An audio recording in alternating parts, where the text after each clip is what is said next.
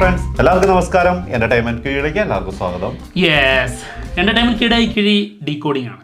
Decoding പറഞ്ഞു കഴിഞ്ഞാൽ മൊത്തത്തിലിരുന്ന് അങ്ങ് ഡീകോഡ് ചെയ്യുന്നില്ല. ഞങ്ങൾക്ക് തോന്നിയ കുറച്ച് ചോദ്യങ്ങൾ, ആ ചോദ്യങ്ങൾ എന്താണെന്നുള്ളത് പറയാന്നുള്ളത് മാത്രമാണ്. ചില ചോദ്യങ്ങളും ചില സംശയങ്ങളും, മൊത്തത്തിൽ ഒരു കോഡിംഗ് ഇല്ല, സൈഡിൽ കൂടെ പോകുന്ന കോഡിംഗ് ആണ് കേട്ടോ.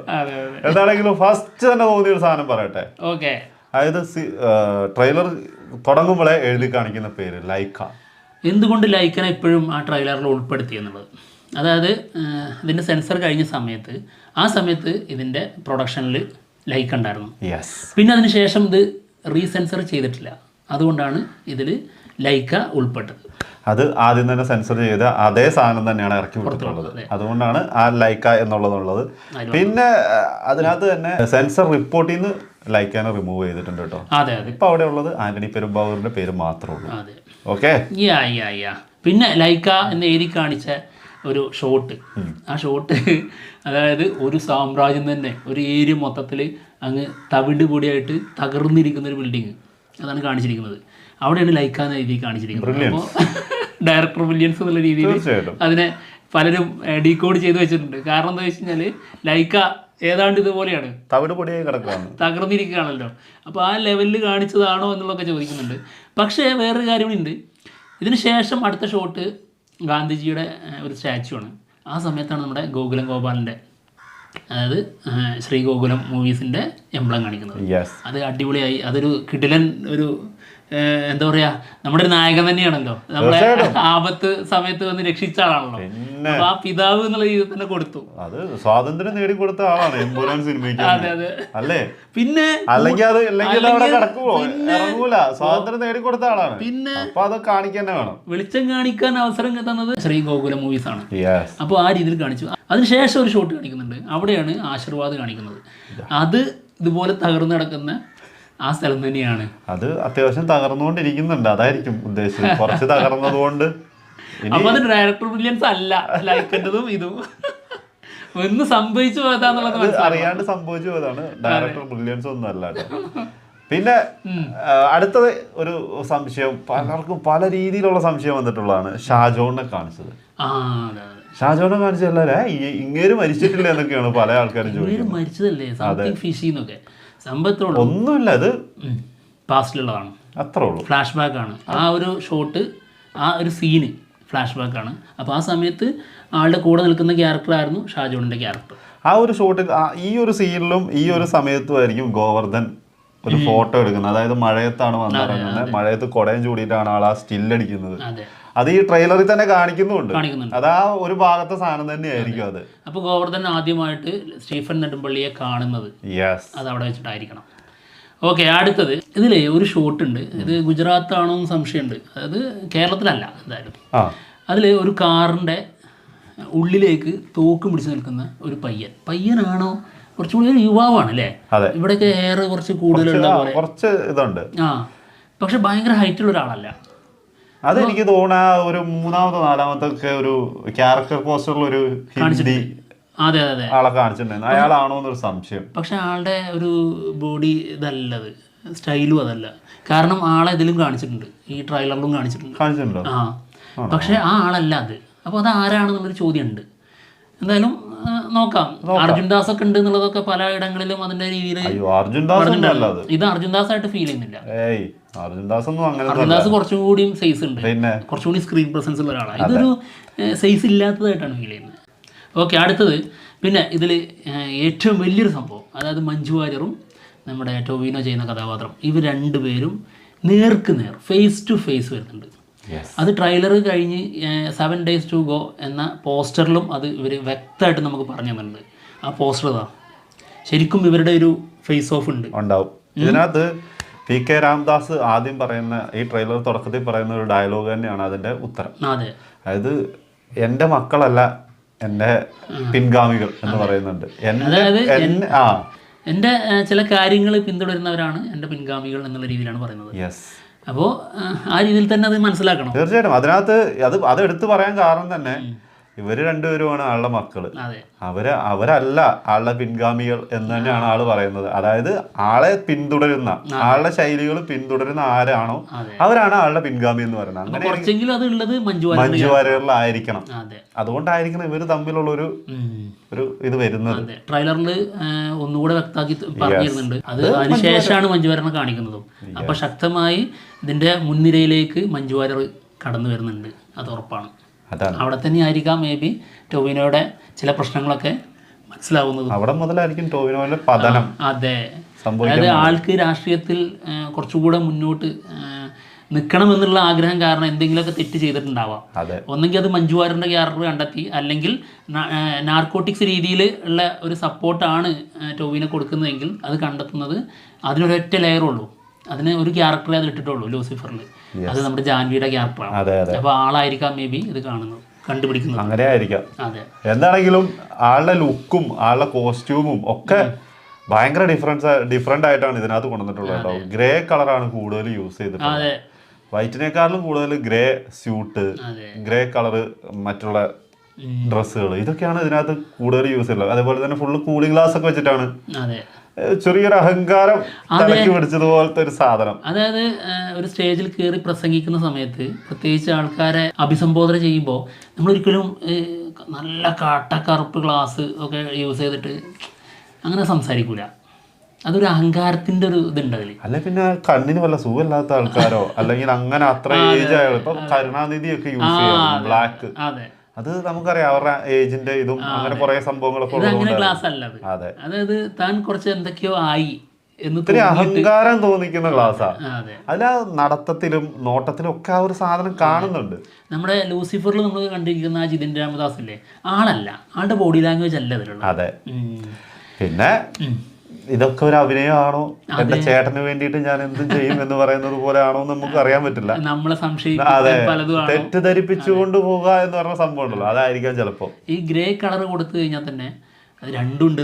അതെ, ഗ്രേ ഷെയ്ഡ് എന്ന് പറഞ്ഞാൽ തന്നെ രണ്ട് രീതിയിൽ നമുക്ക് മനസ്സിലാക്കണം. അല്ല പക്ക ഒരു സൈഡിലേക്ക് അല്ല. അതാണ്. അതുപോലെ തന്നെ വ്യാളി പ്രിന്റ് ഉള്ള ഷർട്ട്. അതെ, അത് ആരാണ് വലിയ ചോദ്യം. പലരും പലതാ പറയുന്നത്.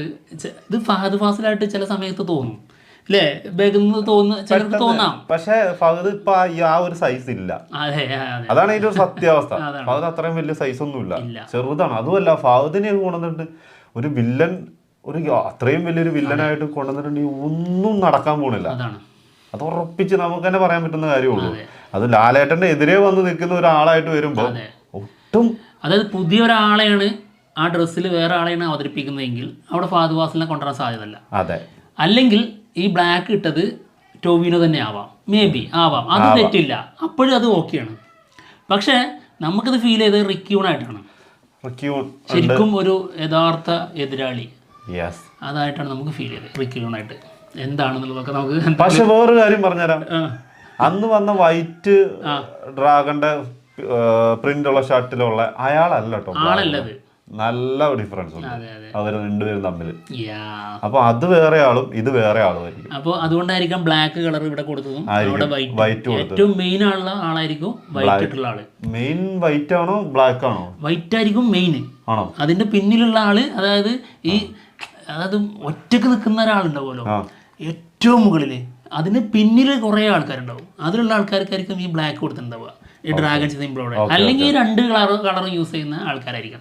പക്ഷെ അത് തോന്നില്ല, ബോഡി ലാംഗ്വേജ് കണ്ടിട്ട് രണ്ടായിട്ടാണ്. ചിലപ്പോ രണ്ട് തലകളാണെങ്കിലും അതും പറയാൻ പറ്റില്ല, വൈറ്റും ബ്ലാക്കും. അതെ അതെ അതെ, അതും പറയാൻ പറ്റില്ല.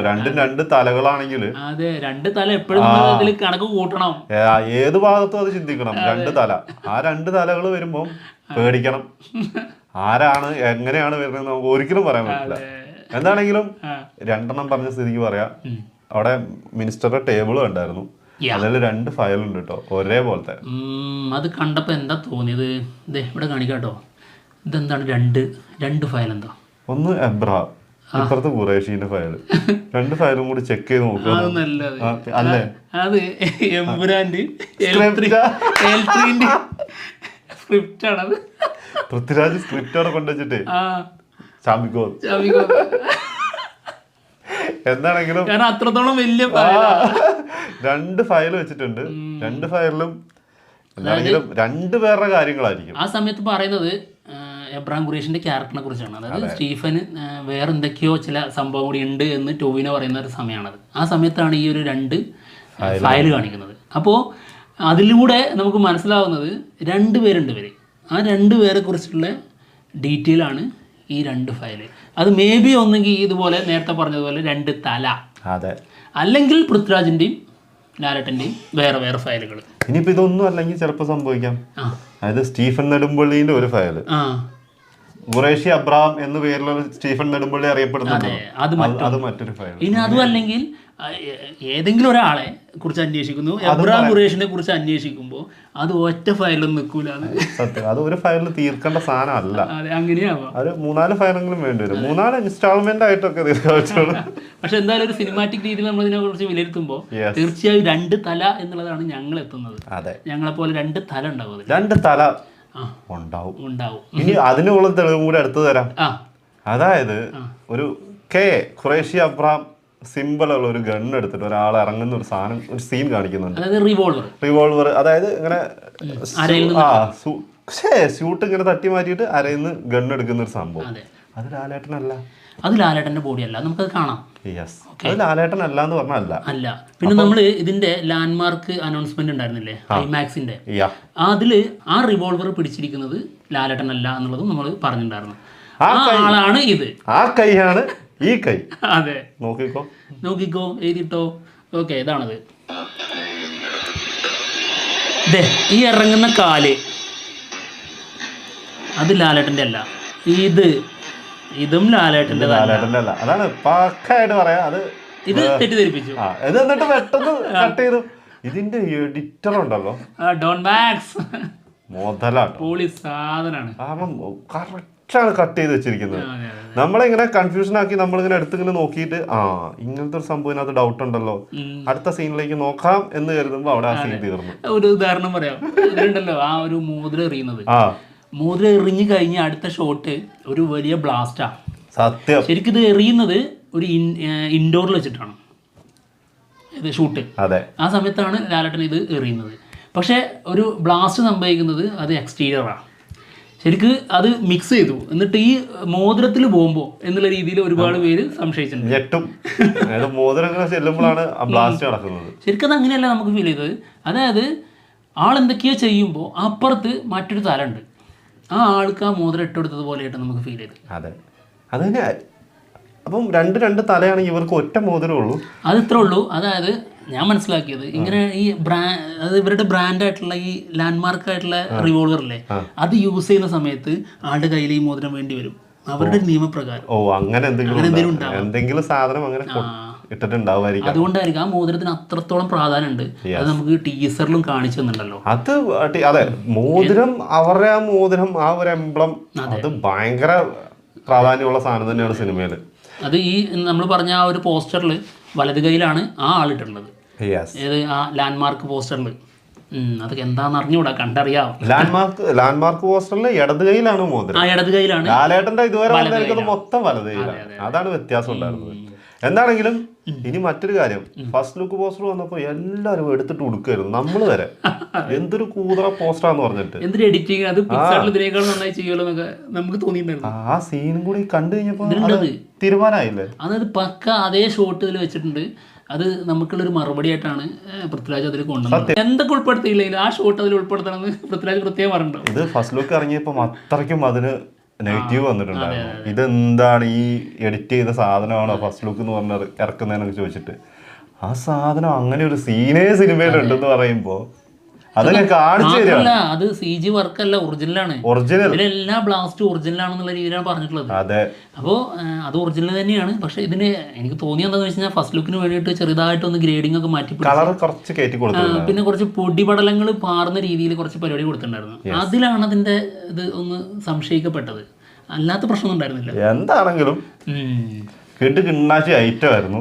ഇനിയും ചിലപ്പോൾ പറയാൻ പറ്റില്ല കേട്ടോ, കുറച്ച് മറ്റൊരു വീഡിയോ ആയിട്ട് വീണ്ടും വരാം. എല്ലാം നമ്മളിവിടെ അവസാനിപ്പിക്കുമല്ലോ. അതെ, എല്ലാം ചോദിച്ചു കഴിഞ്ഞാൽ പിന്നെ നമുക്ക് അങ്ങോട്ടും ഇങ്ങോട്ടും സംവദിക്കാനുള്ള ഒരു അവസരം ഇല്ലാതായി പോവാണ് ചെയ്യുക. അതെ. നിങ്ങൾക്ക് അല്ല, നമ്മള് വേറെ കാര്യം പറഞ്ഞ നമ്മൾ ഇത്രയൊക്കെ ഡീകോഡ് ചെയ്ത് കഴിഞ്ഞാലും ഇനി എന്തോ ഒരു സാധനം അത് കണ്ടുപിടിക്കാണ്ടെന്ന് ഇഷ്ടം പോലെ ഓരോ ചെറിയ സാധനങ്ങൾ വരെ ഉണ്ട്. ഇത് നമ്മൾ പക്ക പ്രിപ്പയർ ചെയ്ത് വന്നതൊന്നല്ല, കുറെ ചോദ്യങ്ങൾ ഞങ്ങളുടെ മനസ്സിലുണ്ടായിരുന്നു, അത് വന്നങ്ങ് ഇരുന്ന് പറഞ്ഞു. ചോദ്യങ്ങളും അതിന്റെ ഉത്തരങ്ങളും ഞങ്ങൾ തന്നെ പറയാണ്, വേറെ ആരും ഇപ്പൊ നമുക്ക് പറഞ്ഞു തരാനില്ലല്ലോ. രണ്ട് തലയിലൊക്കെ എത്തിയത് ഉത്തരമാണല്ലേ. അതാ ചോദ്യങ്ങൾ ഇപ്പൊ എല്ലാത്തിനും നമ്മള് ലൈക്ക് തന്നെ നമ്മൾ പറഞ്ഞു, ഉത്തരം പറഞ്ഞു. ഷാജോന്റെ കാര്യം ഉത്തരം പറഞ്ഞു. തോക്ക് പിടിച്ചിരിക്കുന്ന ആളെ മാത്രം നമുക്ക് അറിയത്തില്ല, എന്നാ പോലും ഡൗട്ട് പറഞ്ഞു. മഞ്ജു വാര്യറും ടോവിനോയും തമ്മിലുള്ള വിഷയം അതിന്റെ നമ്മൾ പറഞ്ഞു. പിന്നെ 7 days പോസ്റ്റർ, അത് പിന്നെ ഈ ശത്രുത കാണിക്കാൻ അവരിറക്കിയ സാധനം തന്നെ. അതെ. പിന്നെ ടോവിനോന്റെ ഗ്രേ കളറിന്റെ കാര്യം പറഞ്ഞു. വ്യാളി പ്രിന്റിന്റെ ഉത്തരം നമ്മൾ കണ്ടുപിടിച്ചു. ഇനിയിപ്പോ ടേബിളിൽ ഇരിക്കുന്ന ഫയൽ നമ്മൾ അതിന്റെ ഉത്തരം നമ്മൾ കണ്ടുപിടിച്ചു. സ്ക്രിപ്റ്റ് ആണെന്നുള്ള കാര്യം നമുക്ക് മനസ്സിലായി. പിന്നെ അല്ലെ, പിന്നെ ഖുറേഷി അബ്രാം റിവോൾവർ യൂസ് ചെയ്യുന്നത് എനിക്ക് തോന്നുന്നതേ മൂന്നാം ഭാഗത്തിന്റെ അല്ല അത്. കാരണം മൂന്നാം ഭാഗം കുറച്ചുകൂടി വലിയ സിനിമ എന്ന് പറഞ്ഞു. അപ്പൊ ഇത്ര പോലെ സ്ക്രിപ്റ്റ് കുറച്ചുകൂടി വലുതാണ്. ശരിയാ, അപ്പൊ ഫയൽ കുറച്ചുകൂടി വലുതാവാനുണ്ട്. ഞാൻ എന്തായിരുന്നു പറഞ്ഞു? അതും കൂടി ഒരു 2 കൂടി ഉള്ളൂ, 2 പോയിന്റും കൂടി പറഞ്ഞാൽ കഴിഞ്ഞു. മറ്റേ ഖുറേഷി അബ്രാം റിവോൾവർ പിടിച്ചിരിക്കുന്നത് ആരാണെന്നുള്ളത്, അത് ആരാണെന്നുള്ളത് ഞങ്ങൾക്ക് അറിയാം, പക്ഷെ ഞങ്ങൾക്ക് പറയാൻ പറ്റൂല. ഇനി ഞങ്ങൾ അതും കൂടി പറഞ്ഞുതരാം. അടുത്തത് ബാക്കി എല്ലാം കൊണ്ടും ആയിരിക്കും. ഡോളിനോട് തികഞ്ഞിരിക്കുകയാണ്. ജീവൻ പോവോ ഇല്ല എന്നുള്ള ഒരു കൺഫ്യൂഷനിൽ മാത്രമാണ് ഞങ്ങളുടെ ഒരു ജീവിതം മുന്നോട്ട് പോകുന്നത്. ഇപ്പൊ അതെ, എന്ത് സംഭവിക്കുന്നില്ല. 7 ദിവസം കൂടി ഉള്ളൂ നമ്മുടെ ഈ ചിരികളൊക്കെ. എന്താണെങ്കിൽ പറയാൻ പറ്റില്ല. മോതിരം എറിഞ്ഞു കൊടുക്കുന്നത് ആർക്കാണെന്ന് നമുക്ക് മനസ്സിലായിട്ടില്ല, പക്ഷെ നമ്മളൊരു നിഗമനത്തിൽ എത്തിയിട്ടുണ്ട് അത് ആർക്കായിരിക്കും എന്നുള്ളത്. പിന്നെ ഫസ്റ്റ് ലുക്ക് പോസ്റ്ററിന്റെ കാര്യവും പറഞ്ഞു. അല്ലാതെ എന്തിനാ മോതിരം എറിയുന്ന അവിടെ? അതിലെന്തുള്ളത്? ഇനി ഖുറേഷി അബ്രാമിന്റെ ലവർ മതി മതി, ഇത് മതി. ഇവിടെ കിട്ടി, ഇത് കറക്റ്റ് പോയിട്ടാ. ഇല്ലെങ്കിൽ ചിലപ്പോ ഇനി മക്കളാവും, കൊച്ചുമക്കളാവും, വൻ സീനായി മാറും. എന്തായാലും ഞങ്ങൾ പോവുകയാണ്. വിശേഷങ്ങളുമായിട്ട് ഉടനെ വരാം. ബൈ.